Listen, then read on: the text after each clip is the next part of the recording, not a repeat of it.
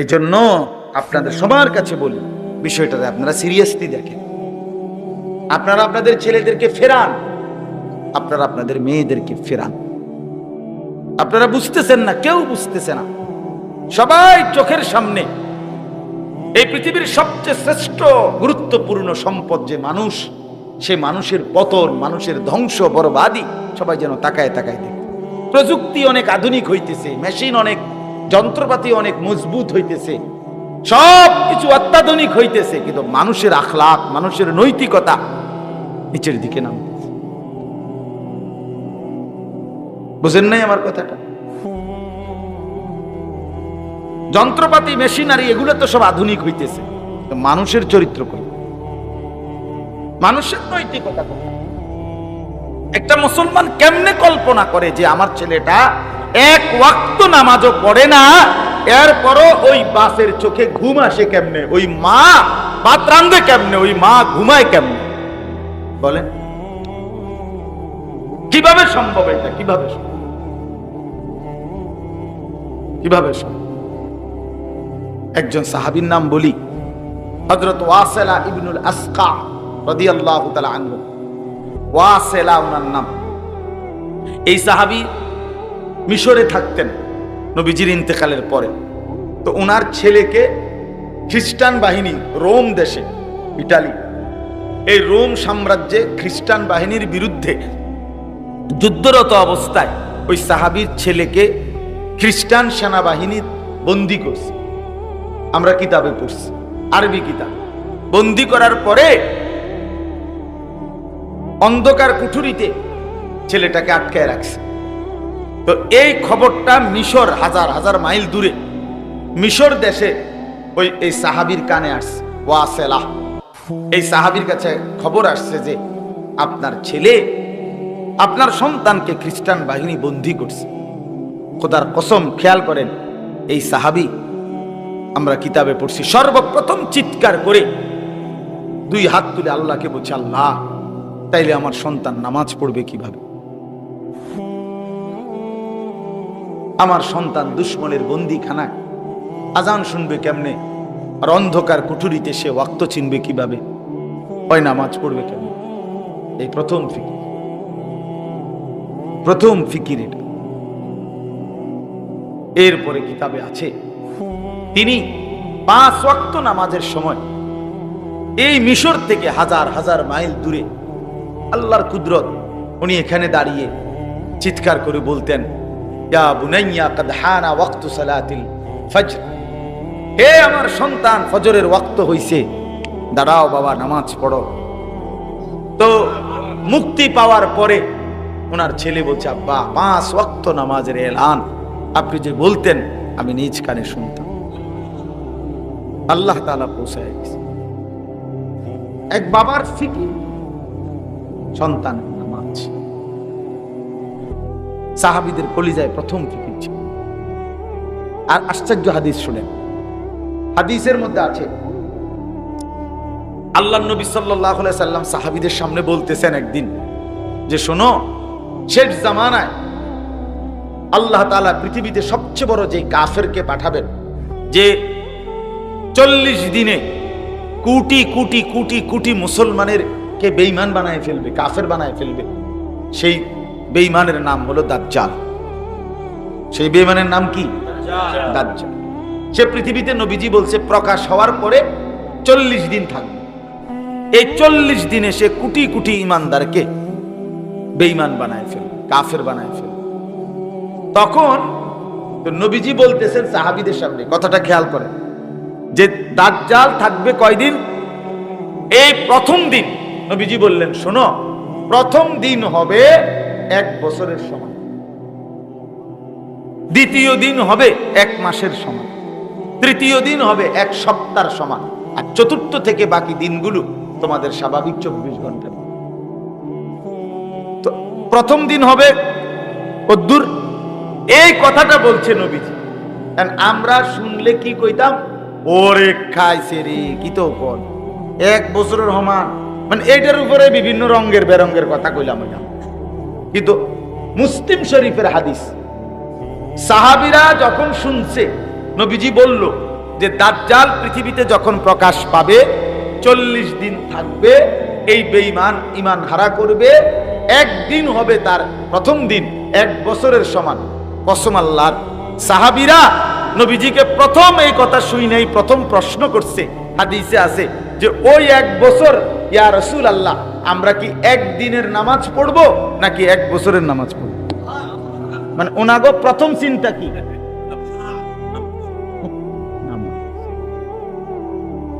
পরে কি হইব না হইব, কেমনে কাটবো 1 বছর, এটা চিন্তা পরে, আগে হলো নামাজ পড়বো কেমনে। বুঝছেন বিষয়টা? এই হলো মুসলমানের ফিকির, যে প্রথম ফিকির নামাজ, প্রথম ফিকির নামাজ। ইয়া রাসূলুল্লাহ, নামাজ পড়বো কিভাবে? তো নবীজি সাল্লাল্লাহু আলাইহি সাল্লাম বলেন, ওয়াক্ত হিসাব করে করে 1 বছরের পুরা নামাজ পড়ো। 5 ওয়াক্ত না, 1 বছরের নামাজ। বলে কেমনে হবে? কেমনে আপনি হিসেবে থাকেন, এই সময় বুঝবেন, ঠিক না? তিনি মসজিদে নববীতে, নবীজি সাল্লাল্লাহু আলাইহি সাল্লামের যে মসজিদ মদিনা, সেখানেই তিনি ইমামতি করতেন। 10.5 বছর পরে একদিন ফজরের নামাজের ওয়াক্তে ইমামতি অবস্থায় প্রথম রাকাতে একজন কাফের অগ্নিপূজক ছদ্মবেশে চাদর দিয়ে শরীর ঢাইকা, ফজরের নামাজ কিছুটা অন্ধকার থাকে, এই জন্য ওই লোকটা প্রথম কাতারে দাঁড়ানো অবস্থায় ছদ্মবেশে কোমরে ছুরি নিয়ে আসছিল। হযরত ওমর রাদিয়াল্লাহু তাআলা আনহু ফজরের নামাজের ইমামতি করতেছেন, প্রথম রাকাতে আলহামদুলিল্লাহ সূরাটা মাত্র পড়ছে। এই সময়ে এই বেঈমান কোমর থেকে ছুরি বাহির করে ওমর রাদিয়াল্লাহু তাআলা আনহুকে 7 থেকে 8টা ছুরির ঘাই দিছে কোমরে। সাথে সাথে রক্তে যখন বের হইছে, তখন ওমর রাদিয়াল্লাহু তাআলা বাম হাত দিয়া চাপ দিয়া ধইরা, তো ওনার বরাবর প্রথম কাতারে যে সাহাবী ছিল আব্দুর রহমান ইবনে আউফ রাদিয়াল্লাহু তাআলা আনহু, উনিও বেহেশতের সুসংবাদ প্রাপ্ত সাহাবীদের একজন। এই উনারে টান দিয়া আইনা ওমর রাদিয়াল্লাহু তাআলা আনহু রক্ত মাখা এই হাত, উনি বুঝছেন আর দাঁড়াই থাকতে পারবে না। হযরত ওমর এই সাহাবীকে টেনে ইমামের জায়গায় দাঁড় করাইয়া সরে গিয়ে শুধু একটা শব্দ বলছে, আব্দুর রহমান, আগে নামাজ শেষ করো, তারপরে আমারে ধরো। আমরা কিতাবে পড়ছি হযরত ওমর কাঁটা মুরগির মতো তরফাইছে, কিন্তু সাহাবায়ে কেরাম আগে নামাজ আদায় করছে, আগে নামাজ পড়ছে, ফজরের নামাজ। তুমি যুবক যদি নামাজই না পড়ো, তুমি ঈমান বাঁচাইবে কেমনে? তুমি ঈমান বাঁচাইবে কেমনে বাবা? তুমি দাজ্জালের হাত থেকে বাঁচবা কিভাবে? জাহান্নাম থেকে বাঁচবে কিভাবে? আমাদের সন্তানরা, আমাদের প্রজন্ম ভাইয়া, আগামী জেনারেশন এইভাবে যদি বেড়ে ওঠে, তাহলে এর পরের প্রজন্ম তো বেশি কষ্ট হবে। কোন জাতির যুব সমাজ যদি অকর্মণ্য হয়, অলস হয়, অপদার্থ হয়, তাহলে সে জাতির কপালে দুর্ভোগ ছাড়া আর কিছু নেই। বিশ্বাস করেন, আমি এই তুঙ্গ ছেলে করে বলি, রাগ করো না ভাই। আজকে যদি তোমরা যারা 18-20 বছরের ছেলে, তুমি যদি সারাটা দিন মোবাইল ছাড়া তোমার 1 ঘন্টা না কাটে, 1 ওয়াক্ত নামাজ পড়তে যদি তোমার মন না চায়, তুমি যদি কোনোদিনও ফজরের নামাজ না পড়ো, তাহলে তুমি বলো তো তোমার মতো অপদার্থের ঘরে যেটা জন্ম নিব, এটা কি হবে? তখন কি হবে? আল্লাহ চাহে তো আগামী 20 বছর পরে আল্লাহ হায়াত দিলে তোমার যখন সন্তানাদি হবে, বংশধর হবে, ওই কি করবে তখন? তার জীবনটা গড়বে কিভাবে বলেন আপনি? এই জন্য আপনাদের সবার কাছে বলি, বিষয়টাতে আপনারা সিরিয়াসলি দেখেন। আপনারা আপনাদের ছেলেদেরকে ফেরান, আপনারা আপনাদের মেয়েদেরকে ফেরান। আপনারা বুঝতেছেন না, কেউ বুঝতেছে না। সবাই চোখের সামনে এই পৃথিবীর সবচেয়ে শ্রেষ্ঠ গুরুত্বপূর্ণ সম্পদ যে মানুষ, সে মানুষের পতন, মানুষের ধ্বংস, বরবাদি সবাই যেন তাকায় তাকায় দেখতে। প্রযুক্তি অনেক আধুনিক হইতেছে, মেশিন অনেক যন্ত্রপাতি অনেক মজবুত হইতেছে, সব কিছু অত্যাধুনিক হইতেছে, কিন্তু মানুষের আখলাক, মানুষের নৈতিকতা নিচের দিকে নামতেছে। বুঝেন নাই আমার কথাটা? যন্ত্রপাতি, মেশিনারি এগুলো তো সব আধুনিক হইতেছে, মানুষের চরিত্র কই? মানুষের নৈতিকতা কোথায়? একটা মুসলমান কেমনে কল্পনা করে যে আমার ছেলেটা এক ওয়াক্ত নামাজও পড়ে না, এরপরও ওই বাপের চোখে ঘুম আসে কেমনে, ওই মা ভাত রান্ধে কেমনে, ওই মা ঘুমায় কেমনে? বলেন কিভাবে সম্ভব এটা? কিভাবে সম্ভব? একজন সাহাবীর নাম বলি, হযরত ওয়াসিলা ইবনুল আসকা রাদিয়াল্লাহু তাআলা আনহু। ওয়াসিলা ওনার নাম। এই সাহাবী মিশরে থাকতেন নবীজির ইন্তেকালের পরে। তো ওনার ছেলেকে খ্রিস্টান বাহিনী, রোম দেশে, ইটালি, এই রোম সাম্রাজ্যে খ্রিস্টান বাহিনীর বিরুদ্ধে যুদ্ধরত অবস্থায় ওই সাহাবীর ছেলেকে খ্রিস্টান সেনাবাহিনী বন্দী করছে। আমরা কিতাবে পড়ছি, আরবি কিতাবে। বন্দী করার পরে অন্ধকার কুঠুরিতে ছেলেটাকে আটকায় রাখছে। তো এই খবরটা মিশর, হাজার হাজার মাইল দূরে মিশর দেশে এই সাহাবীর কানে আসছে। ওয়াসিলা, এই সাহাবীর কাছে খবর আসছে যে আপনার ছেলে, আপনার সন্তানকে খ্রিস্টান বাহিনী বন্দী করছে। খোদার কসম, খেয়াল করেন, এই সাহাবী, আমরা কিতাবে পড়ছি, সর্বপ্রথম চিৎকার করে দুই হাত তুলে আল্লাহকে বলছে, আল্লাহ, তাইলে আমার সন্তান নামাজ পড়বে কিভাবে? আমার সন্তান দুশ্মনের বন্দিখানায় আজান শুনবে কেমনে? আর অন্ধকার কুঠুরিতে সে ওয়াক্ত চিনবে কিভাবে? ওই নামাজ পড়বে কেমনে? এই প্রথম ফিকির এটা। এরপরে কিতাবে আছে তিনি 5 ওয়াক্ত নামাজের সময় এই মিশর থেকে হাজার হাজার মাইল দূরে, আল্লাহর কুদরত, উনি এখানে দাঁড়িয়ে চিৎকার করে বলতেন, ইয়া বুনাইয়া কাদ হানা ওয়াক্তু সালাতিল ফজর, হে আমার সন্তান, ফজরের ওয়াক্ত হইছে, দাঁড়াও বাবা, নামাজ পড়ো। তো মুক্তি পাওয়ার পরে ওনার ছেলে বলছে, আব্বা, 5 ওয়াক্ত নামাজের এলান আপনি যে বলতেন, আমি নিজ কানে শুনতাম। আল্লাহ তাআলা পৌঁছায় দিছে। এক বাবার ফিকির কি? সন্তানের নামাজ। সাহাবীদের কলিজায় প্রথম ফিকির ছিল। আর আশ্চর্য হাদিস শুনেন, হাদিসের মধ্যে আছে, আল্লাহর নবী সাল্লাল্লাহু আলাইহি সাল্লাম সাহাবীদের সামনে বলতেছেন একদিন যে, শোনো, শেষ জামানায় আল্লাহ তাআলা পৃথিবীতে সবচেয়ে বড় যে কাফেরকে পাঠাবেন, যে 40 দিনে কোটি কোটি কোটি কোটি মুসলমানের কে বেঈমান বানায় ফেলবে, কাফের বানায় ফেলবে, সেই বেঈমানের নাম হলো দাজ্জাল। সেই বেঈমানের নাম কি? দাজ্জাল। সে পৃথিবীতে, নবীজি বলছে, প্রকাশ হওয়ার পরে 40 দিন থাকবে। এই 40 দিনে সে কোটি কোটি ইমানদারকে বেঈমান বানায় ফেলবে, কাফের বানায় ফেলবে। তখন তো নবীজি বলতেছেন সাহাবীদের সামনে, কথাটা খেয়াল করেন, যে দাজ্জাল থাকবে কয়দিন? এই প্রথম দিন নবীজি বললেন, শোনো, প্রথম দিন হবে 1 বছরের সমান, দ্বিতীয় দিন হবে 1 মাসের সমান, তৃতীয় দিন হবে 1 সপ্তাহের সমান, আর চতুর্থ থেকে বাকি দিনগুলো তোমাদের স্বাভাবিক 24 ঘন্টার দিন। তো প্রথম দিন হবে কদ্দুর, এই কথাটা বলছে নবীজি।